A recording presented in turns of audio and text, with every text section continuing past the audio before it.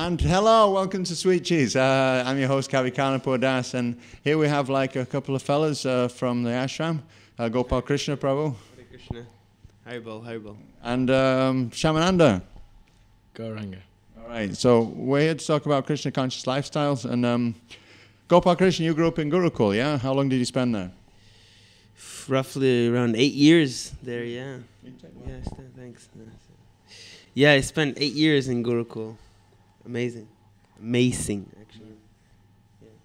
Right, and well, you made a lot of friends there? Yeah, I mean, you made friends, you know, lifelong friends. You know, you grow up together, go through some nice experiences together, bonds which last the rest of your life, yeah. So what time did you get up in the morning? In Gurukula? Yeah. Well, for years I got up for 2 o'clock. 2 o'clock, yeah. And what were you doing at 2 in the morning?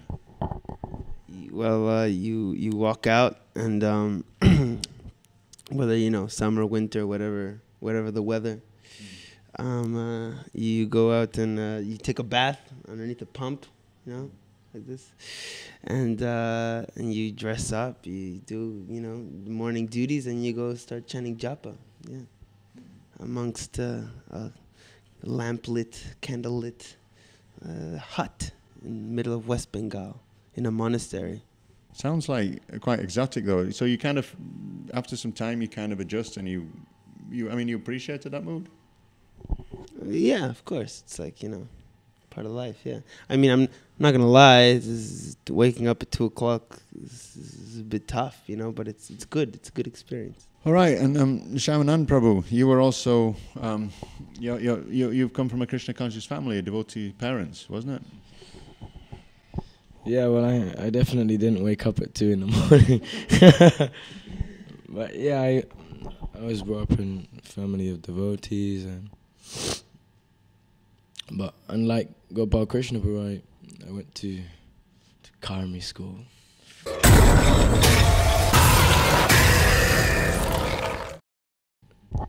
From an early age, you were visiting the temple here at Radhalandeshwara. From day one, yeah. Yeah, pretty much it. Yeah, I was born in Manchester, so for like first year of my life. Manchester. Let him speak, you know. You talk. Let the man speak. When I was younger, I would come for kirtans, and I remember I was. Who was around at that time? I think Jani Thakur was a brahmachari at that time. Radhalandeshwara Prabhu, Sundana Thakur was there. Many devotees, yeah. It was nice. Yeah, I remember looking back now, they were really fired up group of devotees. Tripad was still on reception. Yeah. Yeah, and I was coming on Sundays for this. We had this like kids drama group kind of thing, called the Radha Krishna drama group.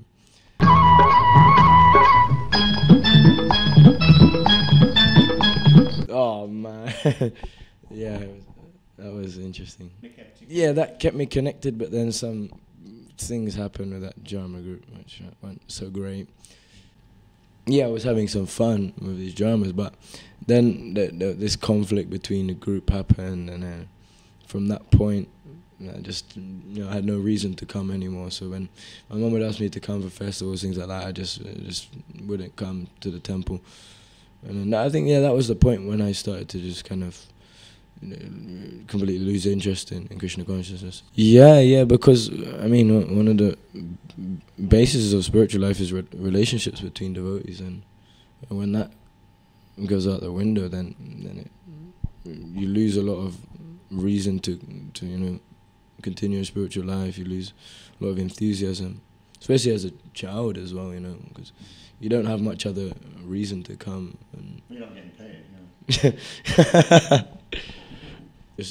I can see looking back now, it was like I was slowly being covered through association, through different kinds of, you know, things which weren't so conducive for spiritual life. And that, yeah, it kind of built up this layer of false ego, this kind of layer of, it kind of became someone who I wasn't. But it wasn't like I changed it was this. I can see looking back there, this other layer of false ego was just kind of there on the outside. And in some ways, I might have kind of subconsciously, you know, made it up as a bit, maybe a defense mechanism, something like that. Also, which comes with, you know, wanting to prove yourself to people, or kind of even just have a of course, yeah, but not just pure peer pressure. I mean, because I mean, a lot of the things that I was doing, a lot of it did come from me, and then a lot of it was, you know, I would associate with some people, and then yeah, and they'd be doing something, and I think, oh, I want to try that out. It wasn't that they ever really pressured me into it so much. I remember when I came back to Krishna consciousness, it was like, you know, for associating with devotees, through chanting, reading the books, like slowly this layer of false ego kind of that I built up over that time, it slowly, like, almost peeled off. And I remember this one time I said to my mum, it was like, you know, I feel like the same person I was when I used to come to the temple as a kid, like that. So Gopal, like, what did you learn at Gurukula? You know, you learn a little bit of Sanskrit, you learn shastras, you learn mantras, you learn you know, puja, yagya, you learn well, a whole variety of practical services. Did you learn to ride an elephant? I gotta say, me personally, no. You know, I was never an elephant boy. I was always one of the commoners down walking, just chanting the mantras. You know. Did you get to wear the hat? Of course, yeah. I mean, that's mandatory. You know, you wear the Mickey Mouse ears. It's okay. It's good. It's good. Hello. Okay. All right. That was Keshava. Thank you. All right. You'd say that compared to Western education, because did you experience both? You went to like regular school, right? So how would you compare that to what you learn at Gurukula? Is it vastly different or just a little bit different?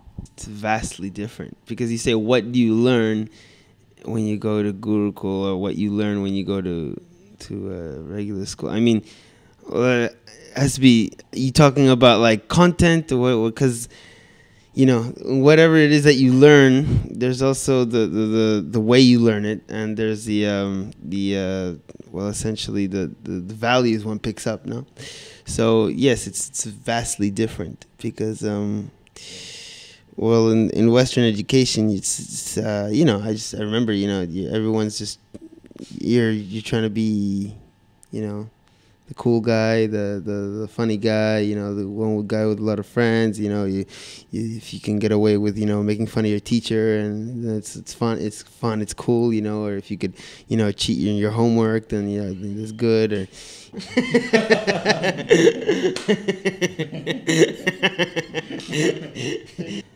you know, it's the Western education just tries to get the job done, just tries to cramp a bunch of information inside your head, which may or may not be relevant, and but it has nothing, like, it has no set standard on what you should be learning as a human being, as, you know, how to act or values, you know.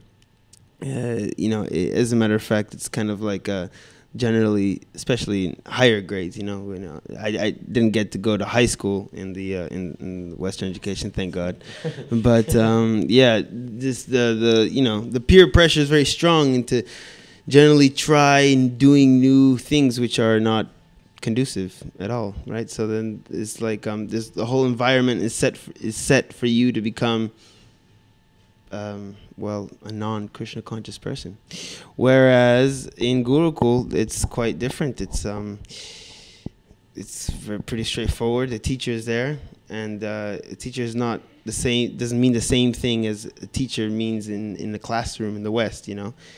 it's teacher in the Western class just goes, teaches you, he tries to teach you some, you know, facts and figures, and that's it. They don't really care. They don't care about you, developing you as a person. In Gurukul, it's from day one. It's very clear. Okay, this is your teacher. You know, he's here to impart knowledge into you, and you have to do what he says. You have to serve him, essentially. Yeah. So it's based on a kind of guru-disciple relationship. So, and the teacher helps you go through different your different phases, different problems that you have. You know, he's always there. You know, many times I've had, you know, problems over different problems. You know, in my head, or like, you know, just different situations. You know, things I wanted to get past. You know, and you know, generally I'll go and, you know, reveal my mind in confidence, you know, as they say, and yeah, he'd help me. So that's the kind of relationship, and you know, it's based. Gurukul is based on the relationship, you know, Gurukula, you know, house of the guru. So that's what it's all about, you know, and therefore the relationships you build with your peers also has more meaning. For, you know, relationships you build with your friends in Karmi school is about, okay, well, if he likes the same kind of stuff that I like, then we're friends, you know. If he helps me become cooler, then he's my friend. If, you know, if it's basically what I can get from this person, you know. Well, in Gurukul, you don't. Yeah, I mean, first of all, you don't have that luxury because you live in this one place with the same people 24 hours, you know, a day. You're stuck with the same people. So first of all, you got to deal with people, you know, even the people which you might not like in certain ways, which, by the way, is a lot of people from all around the world. So it's, you know, many different backgrounds, many different cultures, many different everything. But the thing is, the thing that connect you is not like what I like, what he likes, or any of these things. The thing is, connects you is generally service, you know. Generally, you know, okay, well, we have to get this done, so we have to, you know, cooperate. And if we're not cooperating, it's not working, and then so, you know, it's not going to be good. So you have to. Relationship in Gurukul is supposed to be on the basis of pleasing the teacher instead of, you know, pleasing your senses. Hare Krishna. Welcome everyone. This is the seminar room. Although there's a green thing here, but actually we're in the seminar room. So whatever you see behind, this is not real. This is called Maya, illusion. So our job in Krishna consciousness is to be able to, by our strong intelligence, distinguish between illusion and reality. So this is not reality. This is kind of reality. So he was just telling you about Gurukul. Now, you've had a different experience because you had to be in the West and you identifying yourself as this cult member, the Hare Krishna. That's what more other people would kind of see you as. As like this weird kind of Indian, like, why are you practicing this Indian thing? See, you were surrounded by like caring devotees and in this, you know, devotional atmosphere where, yeah, you know, where it's all Indian, everybody wears this clothes and it's normal. He has to go out dressed like that in public, you know. And he didn't do that. So, I mean, I kind of tried to not look like a Hare Krishna or sound like a Hare Krishna or anything like a Hare Krishna.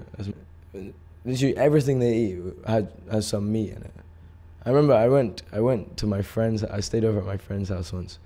His parents weren't the richest of people, and it wasn't the nicest of households. But I don't think she knew what to make me, so she just made me toast for dinner, and gave me 2 slices of toast. I don't think she was the best mum in the world. Not trying to be critical, but yeah, she gave me. I think she just because all they ate was like takeaway and just meat stuff, you know, like really unhealthy, horrible stuff. So I don't think she knew anything that was vegetarian other than toast. So she just made me 2 slices of toast, you know. And there's not a lot of ignorance surrounding that because people, they just don't know what to eat other than meat. I had many, I mean, not as extreme as that, but many experiences like that, staying at friends' houses, and they just either made really plain food, or they like, you know, ordered me something. It's like margarita pizza, you know. And then, yeah, then I started associating with people that weren't so good, and started to smoke and you know, to drink. Don't say the nasty. and that was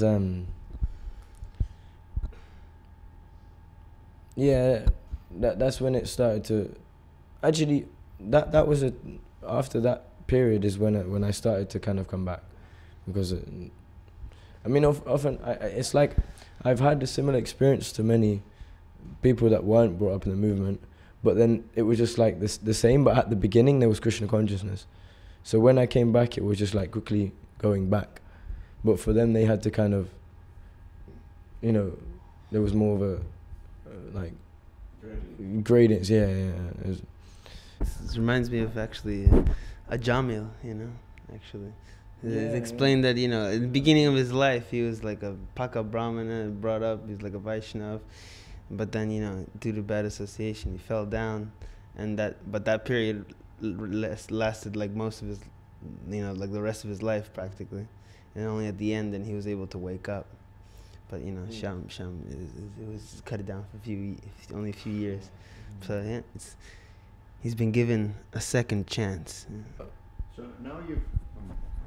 So now the mood has changed. Instead of being kind of incognito and kind of undercover Hare Krishna, but now you're kind of like out there every day, banging the drum, tilak, dhoti, and you know.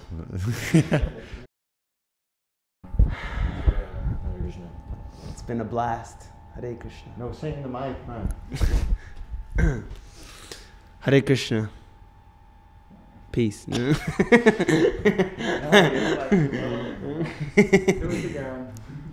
Okay. Okay, thank you.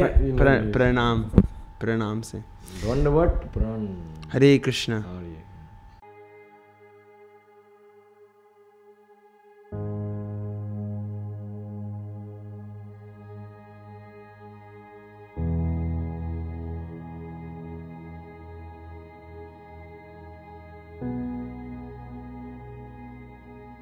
Our Gurukul, a school for children ages 5 to 25, was founded by the International Society for Krishna Consciousness in 1971.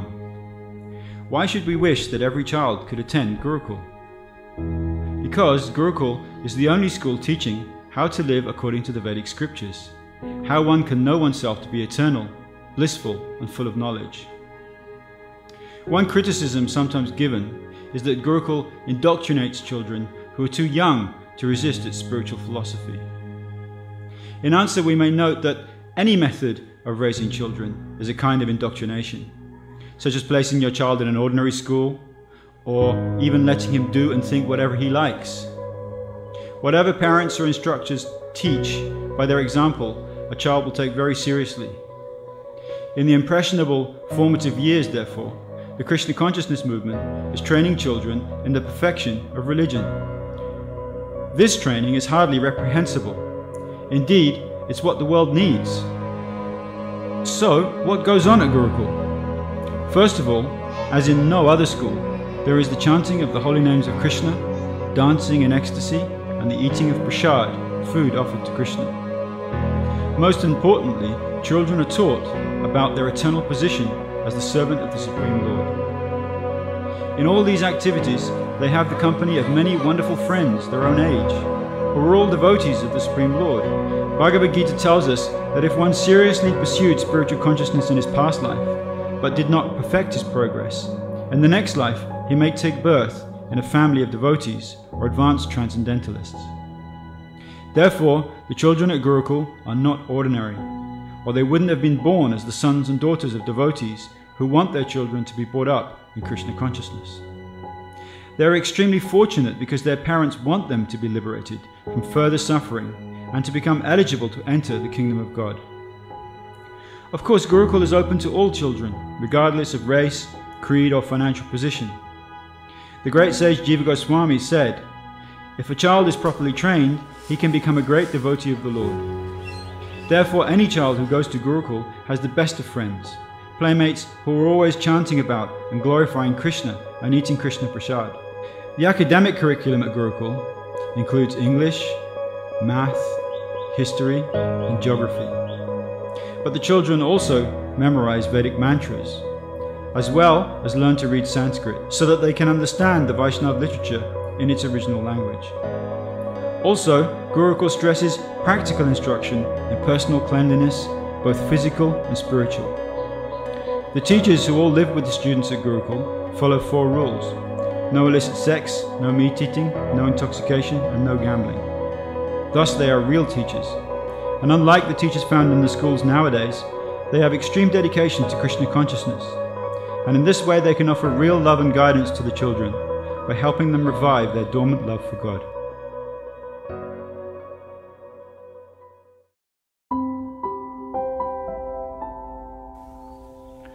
Someone may say that Gurukul is a very specialized school.